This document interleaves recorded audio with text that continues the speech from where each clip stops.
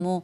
Let's cross to France 24's Leila Moulana Alan. She's standing by in Beirut. Leila, thanks so much for being with us. News just in, Lebanon's Prime Minister Hassan Diab saying that the new government is actually going to be very different to what we've previously seen. Talk us through what this new government will actually look like.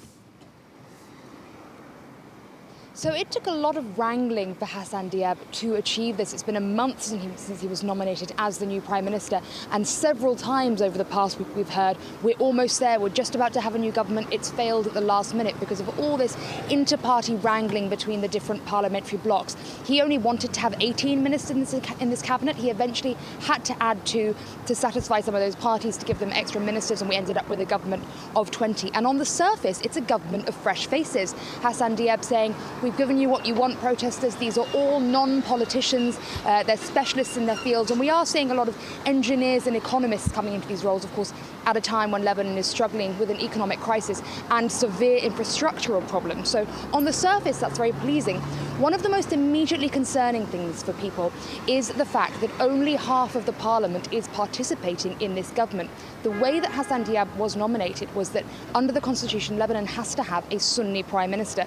And Saad Hariri was the person that the Sunni-backed bloc, the alliance in government, wanted to have come back. He refused. So when Hassan Diab was nominated, he was nominated by this alliance of Hezbollah, the other main Shia party, Amal, and one of the main Christian parties, the FPM. So several parties have boycotted this new government. The main Sunni party, Saad Hariri's party, the Future Movement, two of the main Christian parties, and the main Druze party, they're not participating. That means it's going to be very difficult for this government to get things through the parliament, and also almost immediately people saying that they're not legitimate. And finally, concerns because Hezbollah is wielding such power in this new government and nominated Hassan Diab, concerns that there may be further international sanctions. Western backers who sent a lot of funding to Lebanon may stop doing it, and the country is in dire need of that money at the moment.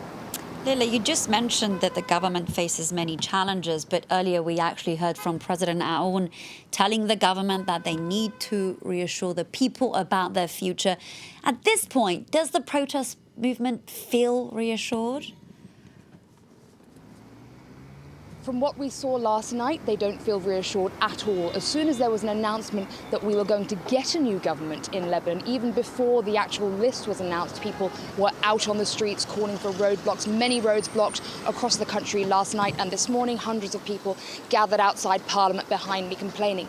They have several concerns. Firstly, what I was just talking about, this one-sided government, on only one side of the alliance in Parliament, many of the MPs not supporting that government. Secondly, although on the surface, as I said, it looks like these people are not from the existing political class, actually, when you look into their backgrounds, the majority of these ministers have at different times either been advisors to existing politicians or have very close personal links with them. So many people saying they've simply chosen their mates to come along and be in this new government.